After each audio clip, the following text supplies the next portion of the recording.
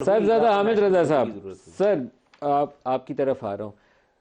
आपकी जमात इस वक्त लीडिंग पार्टी है कौमी असम्बली में। इस वक्त तक क्या वो फॉर्म जमा हो गए? पहले थोड़ी सी क्लैरिफिकेशन हो जाए नंबर्स के हवाले से। 92 MNAs एज इंडिपेंडेंट पीटीआई के सपोर्टेड थे, एक सीट आपकी अपनी है। तो इस वक्त टोटल स्ट्रेंथ कितनी है जिन्होंने फॉर्म कौमी असम्बली के अंदर जमा करवा दिए हो इलेक्शन कमीशन ऑफ पाकिस्तान में? जी, बिस्मिल्लाहिर्रहमानिर्रहीम। बहुत शुक्रिया नदीम भाई। हमारे पास इस वक्त हमने 87 फॉर्म्स जो हैं वो जमा करवा दिए हैं इलेक्शन कमीशन के पास, नेशनल असम्बली के। और पंजाब असम्बली के हमने 107 जमा करवा दिए हैं। इसी तरीके से केपीके के हमने 87 फॉर्म्स जो हैं वो सबमिट करवा दिए हैं। और सिंध असम्बली के हमने 9 फॉर्म्स जो हैं वो सबमिट करवा दिए हैं जी इलेक्शन कमीशन ऑफ पाकिस्तान में। तमाम कैंडिडेट्स के बयान हल्फी along with the acceptance letters by SIC. और इंशाल्लाह आपसे थोड़ी देर के बाद हम वो मखसूस नशिस्तों के हवाले से भी अपनी एप्लीकेशन फॉरवर्ड करने के लिए जा रहे हैं जी, सबमिट करने जा रहे हैं। सर उसकी तो तारीख गुजर नहीं गई साहिबजादा साहब? सर देखें, एक चीज़ ये थी कि जिस वक्त हमारा अलायंस था पाकिस्तान तहरीक इंसाफ के साथ, तो हमने प्रायोरिटी लिस्ट जो है ख़वातीन की और अक़लियतों की जमा करवाई थी। और उस वक्त तक जो बैट का निशान था वो हमारे पास मौजूद था। तो टेक्निकली हमारी तरफ से कोई ऐसी मिस्टेक नहीं थी कि हमारी उस लिस्ट को कंसिडर ना किया जाता। लेकिन चूंकि बैट का निशान उस लिस्ट की रिक्वायरमेंट फुलफ़िल करने के बाद लीगल ग्राउंड्स के ऊपर उड़ाया गया है, तो इसलिए हम उम्मीद करते हैं उसके अंदर से फॉल्ट हमारी साइड के ऊपर नहीं है। हमारी लिस्ट ऑलरेडी सबमिट है इलेक्शन कमीशन ऑफ पाकिस्तान के अंदर, लेकिन बैट का जो निशान था उसको उड़ाने के बाद ये सारी सिचुएशन डेवलप हुई है। तो हम इंशाल्लाह उम्मीद करते हैं कि इलेक्शन कमीशन ऑफ पाकिस्तान से हमें जो हमारी ख़वातीन की और जो अक़लियतों की मखसूस नशिस्तें हैं वो हासिल हो जाएंगी। और वी विल स्टैंड बिटवीन 122 ये टू लिस्टें 127 ये वो इंशाल्लाह। फहरिस्त है और जो पीटीआई ने जमा कराई है, आप कह रहे हैं पीटीआई की जमा करवाई हुई फहरिस्त है? ये अलाइड फोर्सेस की पाकिस्तान तहरीक इंसाफ, मजलिस वहदत मुस्लिमीन और सुन्नी इत्तेहाद कौंसिल के मुश्तरका लिस्ट थी जो वहाँ पर जमा करवाई गई थी जी। लेकिन सर आपने तो खुद भी एज इंडिपेंडेंट कॉन्टेस्ट किया, आपने सुन्नी इत्तेहाद कौंसिल की टिकट पे कॉन्टेस्ट नहीं किया।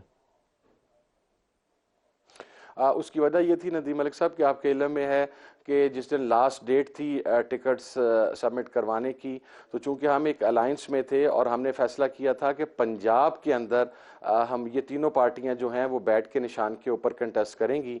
और मोहतरम काजी फायज ईसा साहब चूंकि उस वक़्त सुप्रीम कोर्ट ऑफ पाकिस्तान के अंदर अदल व इंसाफ के हवाले से अजीम शान फैसले फरमा रहे थे, तो रात के 12 बजे जब उन्होंने फैसला किया तो हमारे पास 2 से 3 मिनट थे टिकट जमा करवाने के लिए। तो इस वजह से हम अपना भी टिकट नहीं जमा करवा सके और इंडिपेंडेंट हैसियत में मुझे भी वहाँ से कंटेस्ट करना पड़ा जी। ये काजी साहब का फैसला मुझे पसंद नहीं आया। काजी साहब को मौका मिले तो इसके ऊपर गौर करना चाहिए। आपकी रिव्यू की शायद पीटीआई की दरख्वास्त है, लेकिन इस वक्त आप लोगों की टेक्निकली अब अरेंजमेंट क्या है? पीटीआई इस जमात को लीड करेगी, सुन्नी इत्तेहाद कौंसिल को? इस जमात का हेड साहिबजादा हामिद रजा होंगे अब, या बैरिस्टर गौहर होंगे, या कोई और शख्स होंगे? असम्बली के अंदर पार्लियामेंट्री पार्टी भी फॉर्म होगी ना अब? हाँ देखें, बिल्कुल इस तरह चूंकि इलेक्शन कमीशन ऑफ पाकिस्तान में Sunni Ittehad council as a registered political party मौजूद है 2013 से ऑनवर्ड्स, और तमाम रिक्वायरमेंट्स हैं वो हमारी फुलफिल्ड हैं। तो टेक्निकली तो जाहिर है उसे मैं ही लीड करूंगा, लेकिन जो हमारा मेमोरेंडम साइन हुआ, और मेमोरेंडम से बढ़ के मेरा ख्याल है कि आपका बाहमी एक दूसरे पर ट्रस्ट होता है, और हम through thick and thin Imran Khan साहब के साथ खड़े रहे हैं द लास्ट 7 ईयर्स और सो।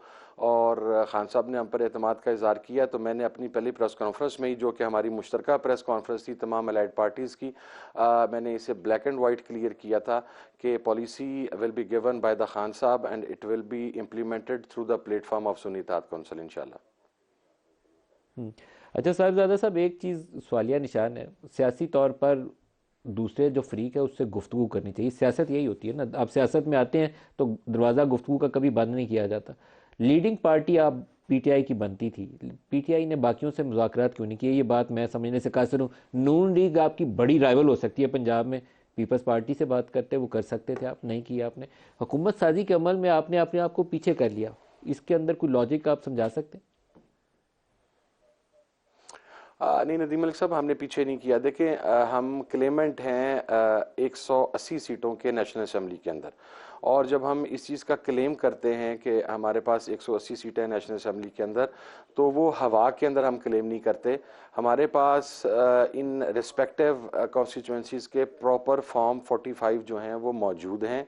95% जी, 95% से मुराद है कि 180 सीटों में से 95% के कंप्लीट फॉर्म 45 हमारे पास मौजूद हैं, और सिर्फ हमारे पीटीआई बैक्ड कैंडिडेट के वो फॉर्म 45 नहीं है।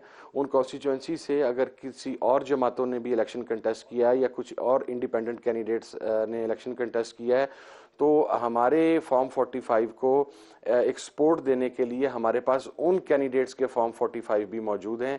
तो आप देखें, टेक्निकली अगर एक हलके के अंदर प्रिजाइडिंग ऑफिसर्स ने जो फॉर्म 45 जारी किए हैं, और आरओ साहब के पास जब वो तमाम फॉर्म 45 कलेक्ट हुए हैं और आरओ साहब ने उसको फॉर्म 47 जारी किया है, तो उसके अंदर अगर 7 कैंडिडेट या 8 या 9 कैंडिडेट के फॉर्म 45 मैच कर रहे हैं, लेकिन एक कैंडिडेट जिसकी 40-50 हज़ार से शिकस्त हो रही थी उसे जितवा दिया गया है, और उसका फॉर्म 45 बाकी 7, 8, 9, 10, 11 रिस्पेक्टिव कैंडिडेट्स के साथ मैच नहीं कर रहा, तो फिर ये तो बड़ी क्लियर सी चीज़ है कि एक आदमी के फॉर्म 45 के लिए तमाम चीज़ को मैनिपुलेट किया गया है।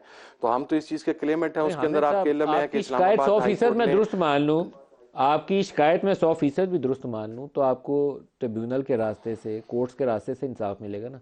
ये तो कोई मेज़ पे बैठ के आपको गिफ्ट नहीं कर सकता। या इलेक्शन कमीशन ने फैसला करना है, ट्रिब्यूनल ने फैसला करना है, या हाई कोर्ट से, या आप अल्टीमेटली सुप्रीम कोर्ट जा सकते हैं। लेकिन even then you should talk to Peoples Party या दूसरी पॉलिटिकल पार्टीज। वो तो आपने दरवाज़ा क्यों बंद किया?